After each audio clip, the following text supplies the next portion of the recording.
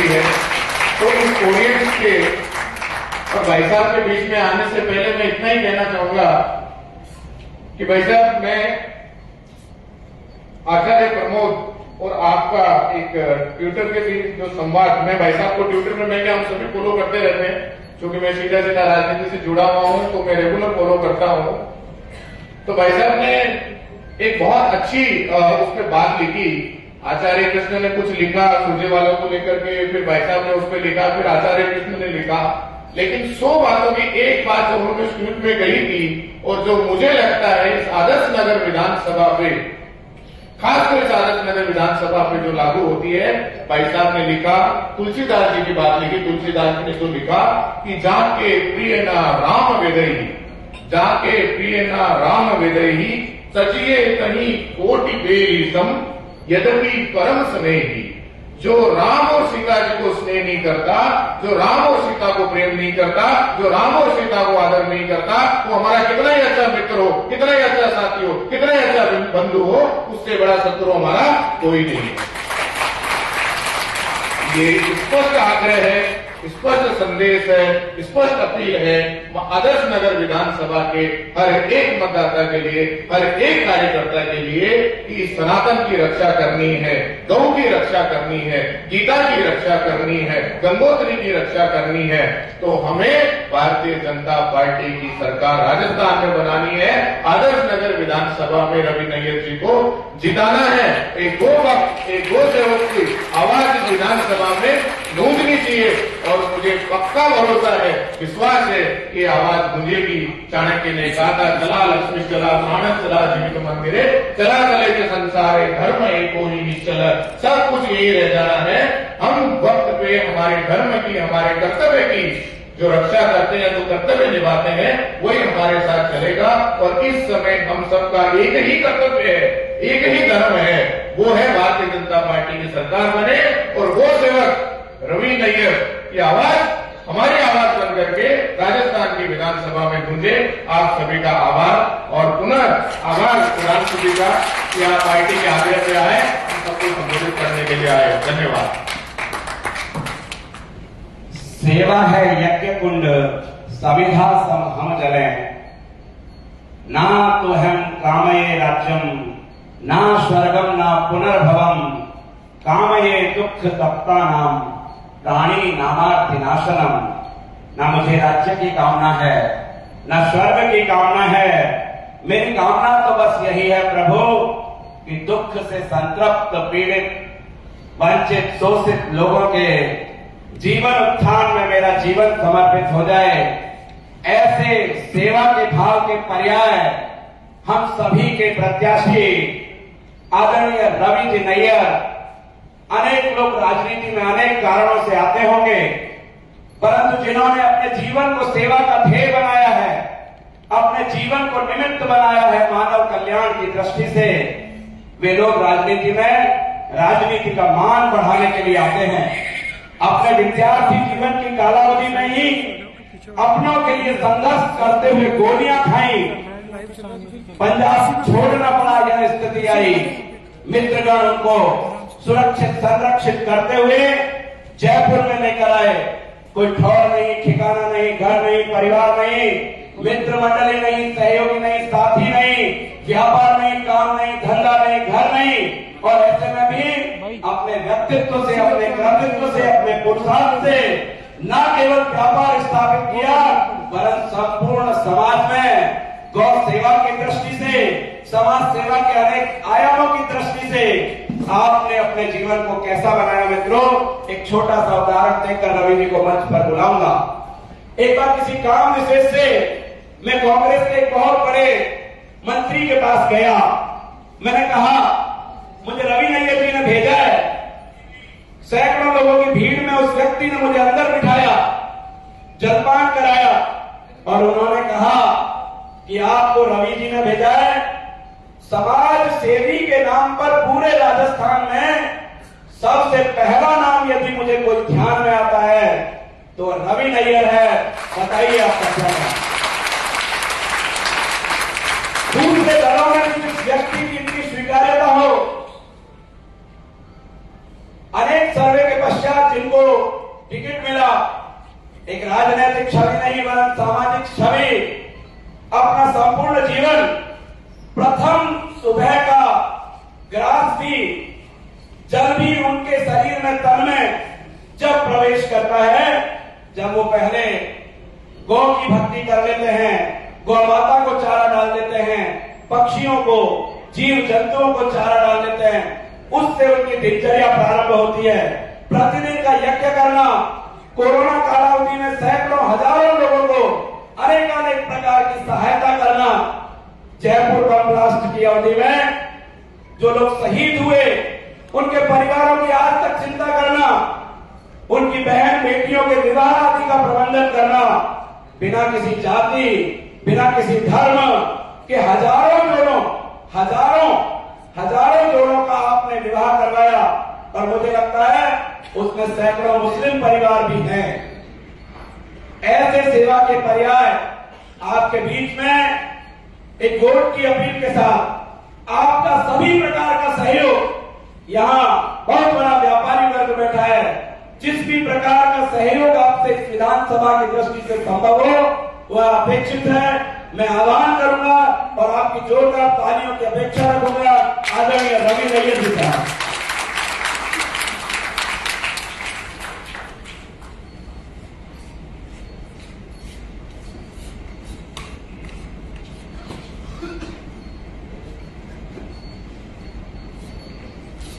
भारत माता की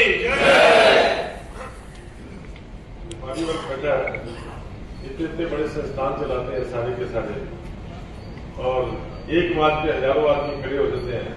इंडस्ट्रियलिस्ट हैं, जो बड़े बड़े बिजनेसमैन, आवाज बड़ी कमजोर है, जरा मुठियां दान के भारत माता की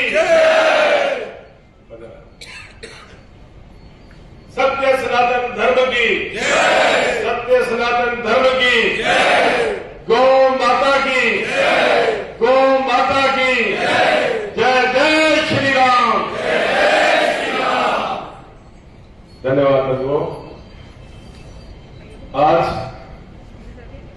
खास करके मेरा बहुत ही बड़ा सौभाग्य है, आज मेरे चुनाव प्रचार के दौरान, जिनका मैं बहुत बड़ा फैन हूं, मैं ही नहीं, भारत ही नहीं, पूरे विश्व के अंदर लोग जिनके फैन हैं, मैं उनके पास ही बैठा होता था, अपने आप को महसूस कर रहा था कि मैं कहीं स्वप्न नगरी में बैठा हूं। आदरणीय सुधांशु चतुर्वेदी साहब, सुधांशु द्विवेदी साहब,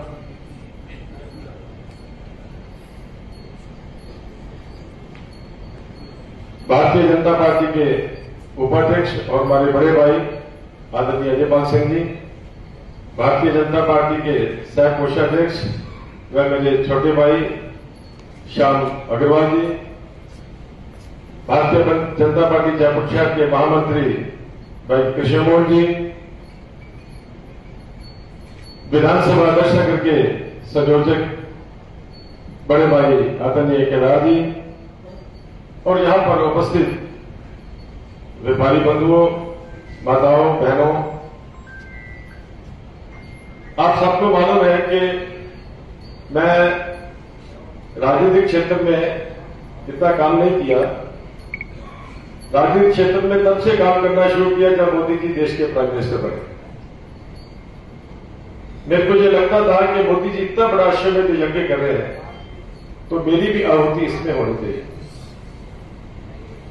आर्य समाज परिवार में जन्म लिया, 12 साल की उम्र संघ का सभ्य सेवक बन गया, बचपन में हवन करना सीखा और संघ की शाखा में आया तो यही बात थे कि देना सीखो। मेरी माता जी हमेशा ये कहती है, संघ के जो स्वामी दयानंद सरस्वती के जो अधूरे काम थे वो संघ पूरा कर रहा है, और वो मोदी जी के लिए कहती है कि जो स्वामी दयानंद सरस्वती का पुनर्जन्म है। स्वामी दयानंद सरस्वती छोटी उम्र में ही चले गए, यंग अवस्था में चले गए। देश को आजादी की लौ दिखाने वाले स्वामी दयानंद सरस्वती थे, मगर उनका सपना, उनके जो अधूरे काम थे, जो 70 साल तक देश में तुष्टीकरण की नीति चलती रही, एक वर्ग विशेष के लिए देश के अंदर पता नहीं क्या क्या हो गया, देश के टुकड़े हो गए, ये स्वामी दयानंद सरस्वती ने कभी सोचा नहीं था। और माता जी कहते हैं कि ये जो संत होते हैं कुछ समय तक तो इनको मोक्ष मिलता है, फिर वो वापस जन्म लेते हैं। वो भी गुजराती और ये भी गुजराती। वो टंकारा में पैदा हुए गुजरात में, ये भी गुजरात में। और दूसरा शब्द कहते हैं कि हीराबाई ने हीरा पैदा कर दिया। 95 साल की उम्र है उनकी और एक चैनल पसंद है उनको और डिबेट देखते हैं। तो हम लोग जब डिबेट आती है तो उनको भी बड़ा अच्छा लगता है, हम उनके पास ही बैठते हैं तो कहेंगे देखो चैनल पे कुछ डांस कहां पे आ रहा है, तो हम चेंज करते हैं। हम भी सारे मजे लेते हैं उनसे, नहीं ये भी अच्छा वोट है, सारे अच्छे वोट है, सारे देशभक्त है, तो नहीं तू देख सुधांशु कहां देखे। और आज वो मेरे चुनाव में यहां पे आए, जब चुनाव प्रबंधन की मीटिंग हुई मेरे से उन्होंने पूछा कि बड़े स्टार प्रचारक आएंगे, रवि जी आपकी कोई चॉइस हो विशेष। मैं कहती विशेष चॉइस है, जो भी आप यहाँ पे चुनाव प्रचार के अंदर आए ठीक है, सारे आदरणीय है, सारे रिस्पेक्टेड है, मगर अगर प्रधानमंत्री मोदी जी और सुधांशु जी आ जाए तो मेरे लिए बहुत बड़ी बात होगी। आप सबको पता है कि आदरणीय निर्मला सीतारमण जी का कल कार्यक्रम था, अचानक प्रोग्राम चेंज हो गया। मेरे से पूछा कि रवि जी प्रोग्राम चेंज हो रहा है, आप सबको फोन भी चले गए थे। मैं कहती सुधांशु जी महाराज को आज तो हमारी नैया पार हो जाए।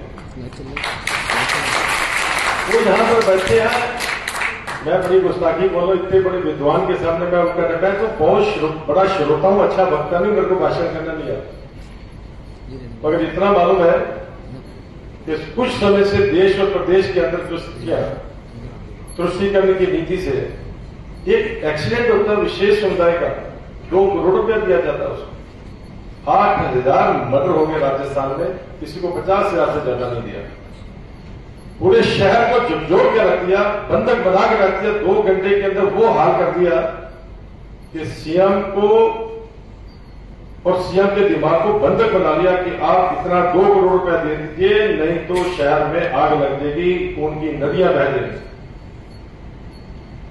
मित्रों, स्त्री का कहना, मैं उस टाइम टीवी में न्यूज पढ़ रही क्योंकि बीमारी वर्ग से हूं, स्क्रिप्ट देखी तो मैंने अपनी गाड़ी उठाई, जौहरी बाजार में जाकर उन्होंने बैरिकेड लगा रखी थी, फिर घाट गेट में ये तरफ से जाने लगा फिर बैरिकेड थी, फिर मैंने गलता गेट की तरफ से जैसे मंगाई तो वहां भी बैरिकेड थी। मैं कह जा रहा तो ये अथाह चिंता, शहर में पता नहीं क्या स्थिति है, शहर में हमारा हिंदू वर्ग क्या स्थिति, दुकानदारों की क्या स्थिति है। मैं नीचे उतरा, बैरिकेड को तोड़ा तो 2-3 पुलिस वाले भागते हुए आए, उनका एएससी ने तो कहने के लिए रवि नियम को जाने दो। मैं जब वहां पे पहुंचा चौपट पे तो बिल्कुल सन्नाटा था और पुलिस के अलावा मैं था। और किसी दिनों दिन को भी वहां शहर के मकानों की शब्दें आपस में मिलती है, धीरे धीरे लोगों को पता चला रवि नियर वहां पे खड़ा है, तो उसमें उनमें एक आत्मविश्वास की भाव आया। और मैं आपको 10 व्यापारियों का नाम बता सकता हूं जो उस दिन के बाद कटला में निकले, जो हमारे राजापाल के दर्शक में रहते हैं। कहते दहशत होगी है, 70 साल हो गए हमको व्यापार करते हुए, ऐसा तांडव भी कभी नहीं देखा। 4 किलोमीटर पहले की घटना, उनका मेन मुख्य मुद्दा है कि दहशत का वातावरण कैसे पैदा किए, परकोटा कैसे खाली हो, एक वर्ग को वहां से कैसे निष्कासित किया जाए। कश्मीर को आपने देखा ही, मैंने कश्मीर के साथ पंजाब भी देखा है। आपने कश्मीर में कश्मीर फाइल देखी होगी तो ड्रम में गोलियां मारती है, मेरे भी 3 गोलियां लगी धान के खेत के अंदर, मैंने तो वो मंजर देखा हुआ। ये वही शुरुआत है मित्रों, 100% वही शुरुआत है। अगर आपने राष्ट्र को बचाना है, सनातन धर्म को बचाना है, मेरे को मेरी चिंता नहीं, मेरे बच्चों की भी चिंता नहीं है, तीसरी जो पीढ़ी है उसकी चिंता है। वो क्या होगा? आप सबको उठने की जरूरत है, जागरूक होने की जरूरत है। आप देखना जब वोटिंग खुलेगी, वोट उस प्रकोटे के अंदर से 2000 पड़ेंगे, 3 वोट लगेंगे। 1997 वोट जो है, एक तरफ वो 3 वोट हमारे को इसलिए डालते हैं कि कहीं फेल आएंगे, वो भी उनके मतलब उनकी सोच है, उनके जो नेता बताते 3 वोट जरूर डाला। इसलिए अपने प्रकोटे को बचाना है, शहर को बचाना है, प्रदेश को बचाना है। कितनी बुरी स्थिति करती प्रदेश में, क्या 5 साल से राज किया। सीएम कह रहा है कि डिप्टी सीएम निकम्मा निकाला, और डिप्टी सीएम को कह रहा है पूरे साल कबड्डी होती थी, जैसे नरधन दौड़ा, कभी इधर भाग रहे हैं, कभी इधर भाग रहे हैं, लूट सूट चली। आप उन बच्चों का देखो जो गांव के बच्चे लालटेन के अंदर और कैंडल के अंदर पढ़ते हैं और किसी से बस का किराया उधारा लेके जब जयपुर एग्जाम देने के लिए आए, बस स्टैंड पे उतरे तो पता चला कि पेपर तो लीक हो गया। इस तरीके का शासन, इस तरीके का कुशासन, इससे मुक्ति चाहते हैं तो 25 नवंबर को मैं आपको बताऊं कि मेरी तो गैया कहते ने, प्रभु कहता तू कर मेरे काम, मैं करूं तेरे काम। सिंबल मिला, मैं नया था, अचानक मेरे को लगा कि यार ये कैसे होगा। भीड़ इतनी, शहर के अंदर जो 30-35 साल का काम किया होता, हर वर्ग बधाई देने के लिए आ रहा, टूट टूट के पड़ रहा। मैं परेशान। मेरे को बधाई देने के लिए डॉक्टर साहब, डॉक्टर महेश शर्मा जी, जो बहुत बड़े विद्वान हैं और अंतर्राष्ट्रीय सम्मेलन यूथ के करते हैं, जहां पे हजारों लोग होते हैं, कई के गवर्नर होते हैं, कई राष्ट्रों के राष्ट्राध्यक्ष होते हैं, मेरे को बधाई देने के लिए। और एक इनके साथ हमारे संघ के बहुत वरिष्ठ प्रचारक, वो उन्होंने कहा कि महेश जी,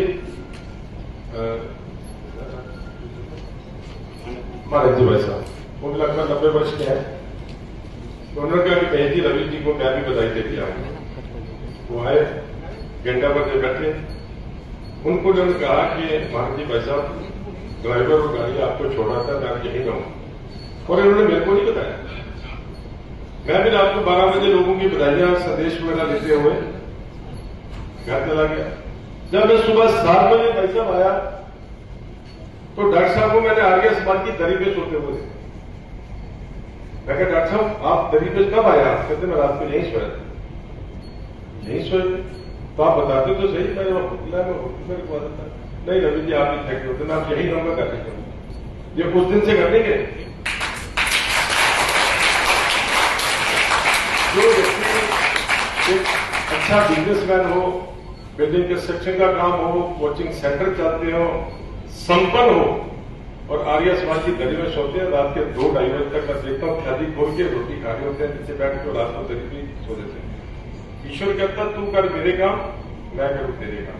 ऐसे कार्यकर्ताओं की सेना लगी हुई। मेरे को नहीं पता भाई साहब, मेरी वो जो मार्जिन बनी है किसने जमा करी, गाड़ियां कैसे भाग रही हैं, कहां से पेट्रोल, कहां से खाना, कहां से क्या हो रहा है, ईश्वर की कृपा चल रही है। और आप जाके देखोगे तो ऐसे लगेगा कि विधानसभा के चुनाव दिए जैसे लोकसभा के चुनाव, प्रभु की कृपा। और मेरे भगवान आप आज आगे मेरे पे बड़ी कृपा की, चुनाव आज जीत गया। ज्यादा समय नहीं होगा, तो ज्यादा बोल गया, बोला मेरी वार्ता भी नहीं है। आप सबका सुनने के लिए बहुत बहुत आभार।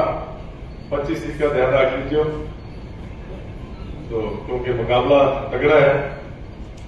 मैं कबड्डी खेला करता था बचपन में, तो जब मैं प्रैक्टिस करता था कबड्डी का नेशनल का प्लेयर रहा, तो मैं 3 जोरदार आदमियों को सामने खड़े कर होकर तो प्रैक्टिस करता, अकेले से मेरी प्रैक्टिस ही नहीं होती थी। और आज भी एक नहीं 3-3 लोगों से मैं एक साथ मुकाबला कर रहा हूं। आप सबकी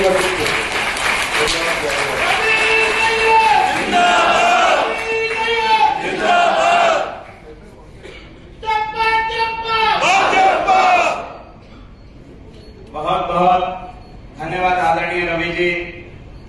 व्यक्ति अपनी चर्चा स्वयं नहीं कर पाता, उसके लिए हमको, आपको, सबको मिलकर खड़ा होना होता है। और इस आदर्श नगर से एक आदर्श व्यक्तित्व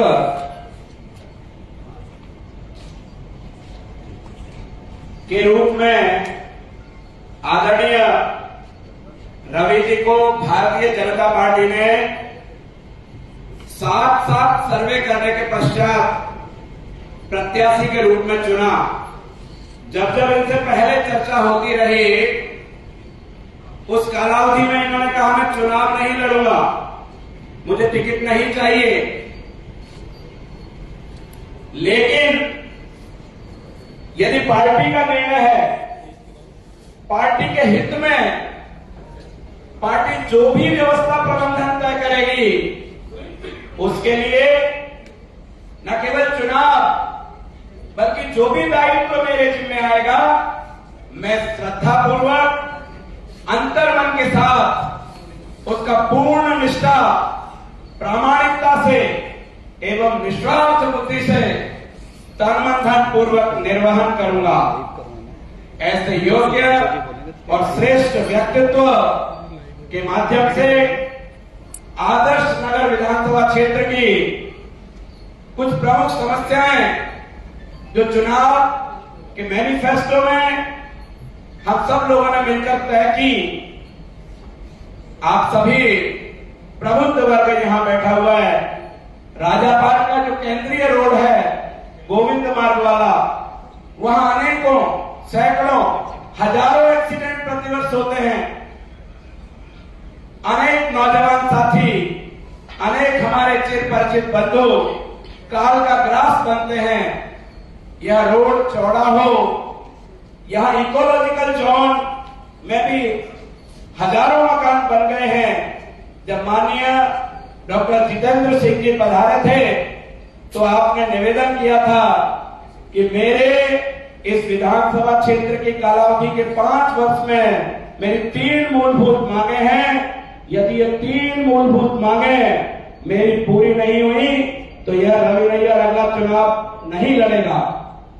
मित्रों, जिसका संकल्प ही जीवन शक्ति हो, जिसके विचार सेवा से प्रतिपूर्तित हो, ऐसे व्यक्तित्व को भारतीय जनता पार्टी ने अवसर दिया है। अब मैं मंच पर हम सभी का मार्गदर्शन करने के लिए आमंत्रित करूंगा आज के कार्यक्रम के मुख्य अतिथि, मुख्य वक्ता श्री सुधांशु जी त्रिवेदी, डॉक्टर सुधांशु जी त्रिवेदी। आप इंजीनियरिंग में पीएचडी करने के पश्चात एक प्रख्यात प्रोफेसर के रूप में अपना जीवन प्रारंभ किया। समाज के क्षेत्र में राजनीतिक, सामाजिक, आर्थिक, वैचारिक अनेक विषयों पर आप राष्ट्रीय एवं अंतर्राष्ट्रीय मंचों को उद्बोधित करते आए हैं। एक विचारक के रूप में, एक चिंतक के रूप में, एक राजनीतिक विश्लेषक के रूप में तो आपकी पहचान है ही, परंतु मित्रों, उत्तर प्रदेश के मुख्यमंत्री के सलाहकार, भारतीय जनता पार्टी के राष्ट्रीय अध्यक्ष के सलाहकार, अनेक पॉलिसी एंड रिसर्च के विषयों पर अपनी बेबाक राय रखने वाले आदरणीय सुधांशु जी हमारे बीच में उपस्थित हैं। मैं आपको विनम्र आग्रह करूंगा कि यहां इस विधानसभा क्षेत्र का प्रतिनिधित्व करने वाला प्रत्येक वर्ग उपस्थित है और लालायित है। एक बार जोरदार तालियों के साथ